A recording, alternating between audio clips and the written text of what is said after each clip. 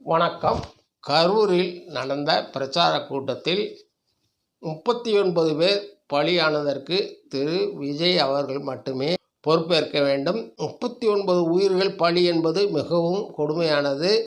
உத்தரப்பிரதேசத்தில் மகாமகம் நிகழ்ச்சியில் நெரிசலில் சிக்கி 40க்கும் அதிகமானோர் இறந்து போனார்கள். அதேபோன்று ஜெயலலிதா மகாமகத்தில் குளித்தபோது நெரிசலில் மாண்ட மக்களின் நினைவே இப்பொழுதும் வருகிறது. விஜய் கூட்டங்களுக்கு பல விதிமுறைகளை விதிக்கப்படுவதாக மேடையில் குற்றம் சாட்டுகிறார். ஆனால் விஜய் அவர்கள் கூறிய விதிகளை கடைபிடித்திருந்தால் இப்படி ஒரு கோர விபத்து ஏற்பட்டிருக்காது. ஒவ்வொரு கூட்டத்திற்கும் தன் கெத்தை காட்ட வேண்டும் என்பதற்காக 4 மணி நேரம் 5 மணி நேரம் தாமதமாக வருகிறார். 8:30 மணிக்கு மீட்டிங் என்றால் 8:30 மணிக்குத்தான் சென்னையில் விமானம் ஏறுகிறார். வெயிலில் பல மணி நேரம் காத்திருக்கும் மக்கள் தாகம், பசி விட முடியாமை ஆகியவற்றால் பாதிக்கப்படுகிறார்கள். நடந்தது என்ன?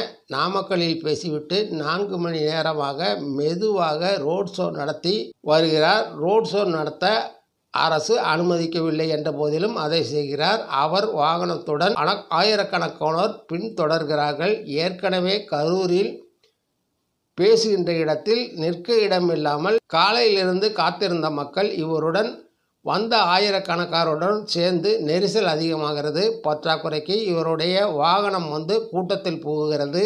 ஏற்கனவே நெரிசலில் தவித்த மக்கள் இவர் வாகனம் உள்ளே நுழைந்தாலும் மணிக்கணக்கில் காத்து கிடந்தாலும் குடிக்க தண்ணீர் கூட இல்லாத நிலையில் மயங்கி சரிகிறார்கள். என்ன நடந்தது என்று தெரியாமல் பலர் நாலா பக்கமும் சிதற மிதிபட்டு பலர் உயிர் துறக்கிறார்கள். வாகனத்தின் மேல் நின்று கொண்டிருந்த திரு விஜய் அவர்கள் ஒரு தண்ணீர் பாட்டிலை தூக்கி எறிகிறார். ஆம்புலன்ஸை கூப்பிடுங்கள் என்கிறார்.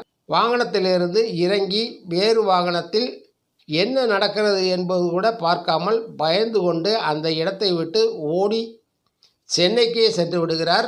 உத்தரப்பிரதேசத்தில் நடந்த மகாமகத்தில் நெரிசலில் சிக்கி இறந்தவர்களுக்கு அவர்களுடைய அரசை கண்டனம் தெரிவிக்காத அண்ணாமலை, எடப்பாடி கண்டனம் தெரிவித்திருக்கிறார்கள்.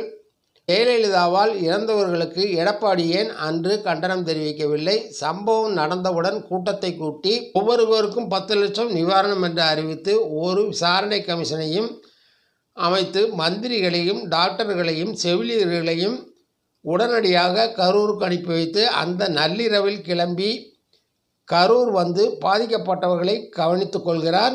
இவர்தான் முதல்வராக இருக்க தகுதியுள்ளவர். பயந்து கொண்டு ஓடி ஒளிந்த விஜய் போன்றவர்கள் அரசியலுக்கு